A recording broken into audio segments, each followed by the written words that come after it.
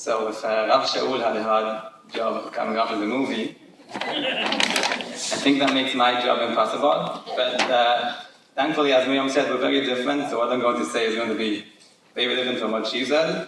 She said all the thank yous, and I'm going to say a bunch of other stuff. The following idea is something that I've shared with many of you over the past 3 years, more than once. I can see a few people around here who I'm sure will sound familiar to.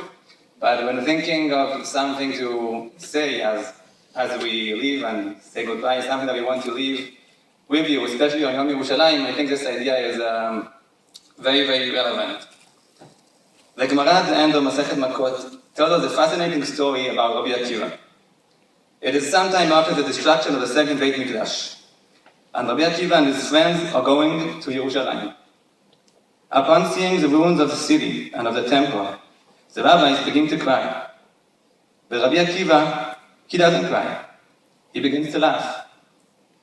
How could you be laughing? His friends ask him. And Rabbi Akiva explains that for him, seeing the fulfillment of the prophecies about the destruction is a sign that the prophecies that speak about the rebuilding of the city will come true as well. When describing the revival of Yerushalayim, Rabbi Akiva chooses to quote psukim from Sefer Zechariah.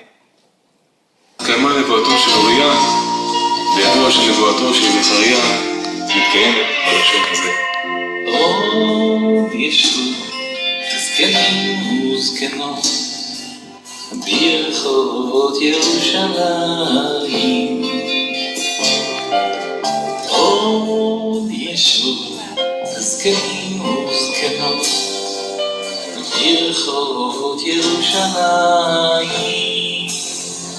ואיש משענתו ידו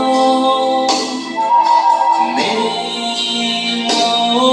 ימים, ואיש משענתו ידו מרוב ימים, ורחובות העיר מלאו ילדים וילדות משחקים, ילדים וילדות משחקים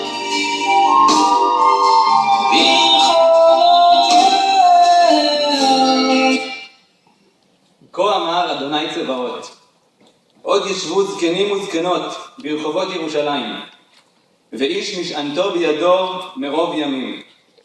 So said the Lord, old men and women shall yet sit in the streets of Jerusalem, each with his staff in his hand, because of old age. ורחובות העיר ימלאו, ילדים וילדות משחקים ברחובותיה.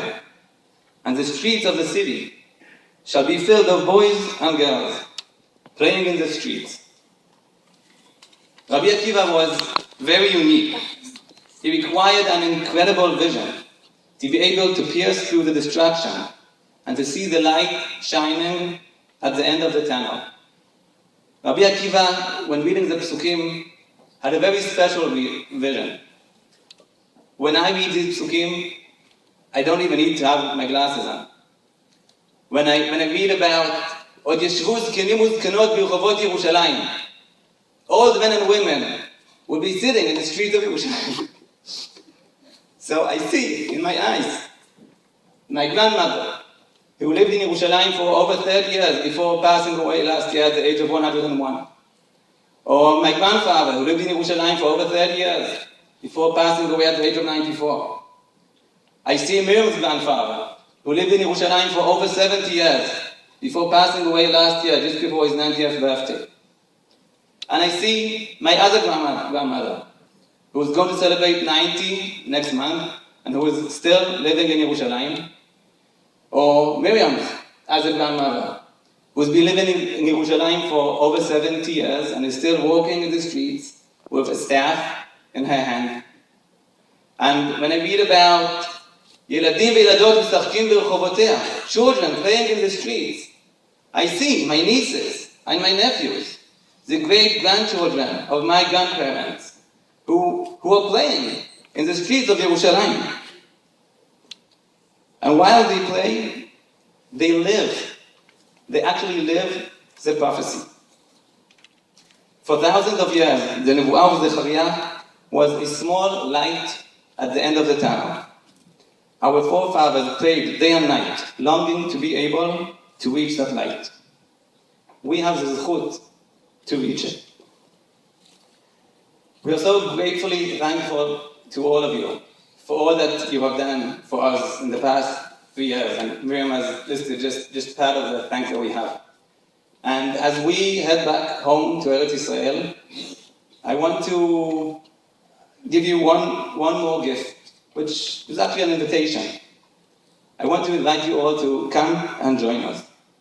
Come home, and you and your kids and your grandkids will be living the prophecy. Thank you.